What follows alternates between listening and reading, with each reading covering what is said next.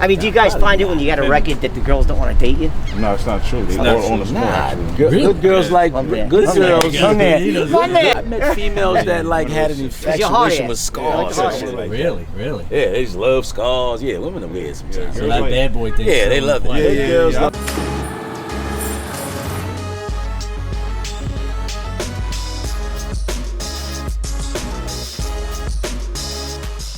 What do y'all work for? We work for Aftercam Publishing. We actually, matter of fact, here. What the hell am I doing here? Part of DFY. Friends? My No, friends? we run our own business, Plan After the Can. That's what we do. And this documentary is Playing after the can. I like This that. documentary is to help people stay out after they get out because recidivism rate's very high in this country. When you become self-employed, you get 8% recidivism, which means only 8 out of 100 guys go back to the joint, okay, when they get out when they're self-employed, compared to 92 out of 100. The bottom line is how they get there is they got to decide whether they're going to get a job when they get out or become self-employed. Okay? This is what I say with this. Go ahead. You have parole. Parole is designed to help the individuals, right? Yes. So, allegedly. So, if you're designed to help, right, why don't you have all these programs already set up, which you already have the money in the programs already set up for it, and you put the individuals that were incarcerated into a job? Let me ask you a question. If you worked for the system, what would that benefit you? It would not benefit you because there would be, thank you, sir, there would be absolutely no way for them to make money. Let me tell you something. If the system itself cured crime and turned every sinner into a saint, they'd be out of work. So what's the sense of this conversation then? I'll tell you what it is. You're glad you asked that question because you are in control of your own future. You, my friend, get to control. You become the man. You don't have to answer. You're not a slave to a boss. Right. Okay, when you in the joint, you have But at the same time, you still need the grants. You still need friend, still need to know somebody. We got you still covered. Got to rub some elbows. We got you covered. Because you can have an R1, a Rob 1. That's you right. have a murder. Who you gonna hire first? That's right. So you better be self-employed. All right. Listen, you might not be able to get self-employed. You might not have. You might not have that education. You might not be that smart. You might just be a visual learner. That's right. So, now this is the you might be able to work with your hands. Now this is the thing, right? Take me for example. Went up, did my first bid, came back, taught myself photography, started my own photography business, right? But here it is, I just came home again, and I have to go do these programs that I did already when I was upstate, which is wasting my time, wasting time, nothing helps. I'm having a hard time getting funding, grants, loans, whatever. It's terrible. And then on top of that, you know, you gotta come here every week, every 2 weeks. Yeah. It's like they keep you on a motherfucking hamster wheel running in place. Well, let me tell you something. I had a guy, similar situation, okay? And he actually started a business that shocked me. 2 shockers I had. One guy was doing curb numbering. He started the business for less than $2,000. He put the numbers on the curbs, 131, and he got paid bank, $20 a head. The other guy, believe it or not, picks up dog shit, makes pet waste removal. Son of a bitch makes $1,500 a week. I laughed at him because I said, bro, I'm not picking up dog shit. It's not my thing. But you know what? For 1,500, beans a week. Yeah, right. Okay, that's easy work. Yeah, I'll do it. I don't care. That's easy work. Rich dad, poor dad. I'm pet waste removal. I'm not dog. It's a T-chart. You want to be employed, self-employed, investor, or be the investment. What kind of business would you start? If I started a business, I would start a luxury van business. I would put the sprinters. That's exactly what I'm going to do. I'm going to put the sprinters out on the streets and just rent them out to people that want to go to colleges, parties, shit like that. I would start a luxury van business.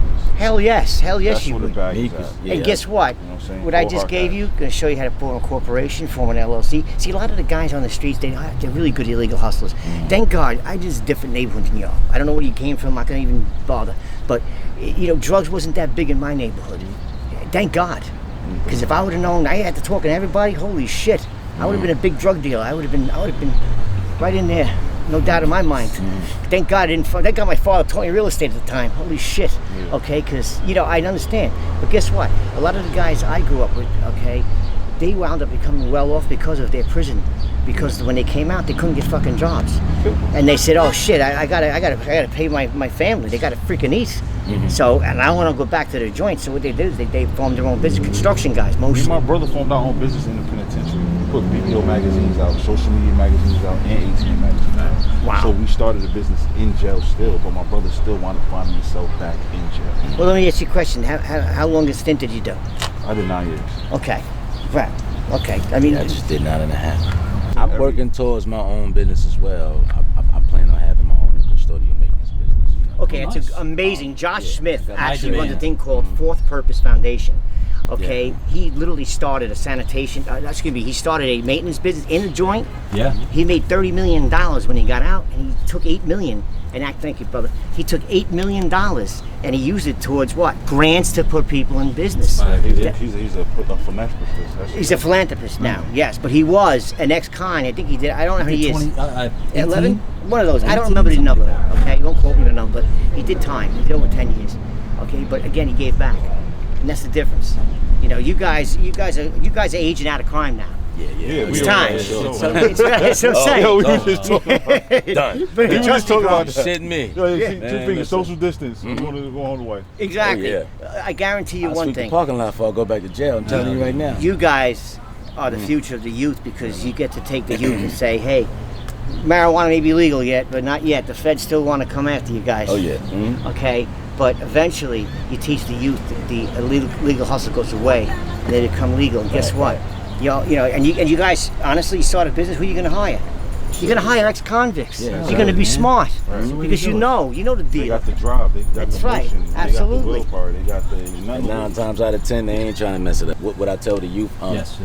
Definitely don't be afraid to be yourself. Because from the time that my mind clicked to start to realize what the hell I was doing wasn't making any sense, and I wasn't profiting or all of that fame or whatever glory you want to call it. It was null and void. You know what I'm saying? I'm really just digging a deeper hole and put myself under the fucking dirt. Excuse my language. But it's like what I would tell the youth is don't be afraid to be yourself. And the challenge for me back then when I first realized that, and every day that I wake up now, is don't be afraid to be different. You know what I'm saying?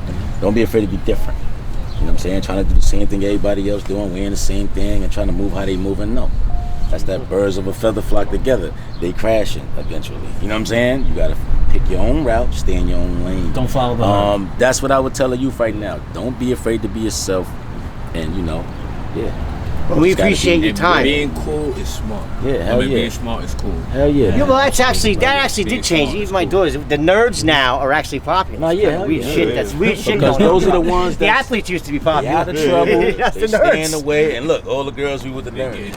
Hell yeah. They smart as hell. Yeah. But I don't think the You nerds are can getting learn laid more something. though. I mean, do you guys find it when you got a record that the girls don't want to date you? No, it's not true. They not all true. on the sport. Nah, actually. good girls like My man. good My man. girls. My man. Good My man. girls I love this like guy. bad guys, man. I'll say it all That's that. definitely Yo, true. they can't keep their Absolutely. hands off you. Definitely. And I'm in a relationship, and I just be like, yo, I'm in a relationship. I met females that like had an you're infatuation hard-ass. with Yeah, scars like and shit like that. Really? Yeah, they just love scars. Yeah, women are weird sometimes. So Girls that like- bad boy thing. Yeah, they love it. Like, Yeah, girls I love don't bad understand. guys. Yeah, they That's like a rough fact. guys, man. Yeah, I think I'm gonna get my ass kicked. It's like a soon. fantasy, man. Get a couple scars on me. Somebody else, huh?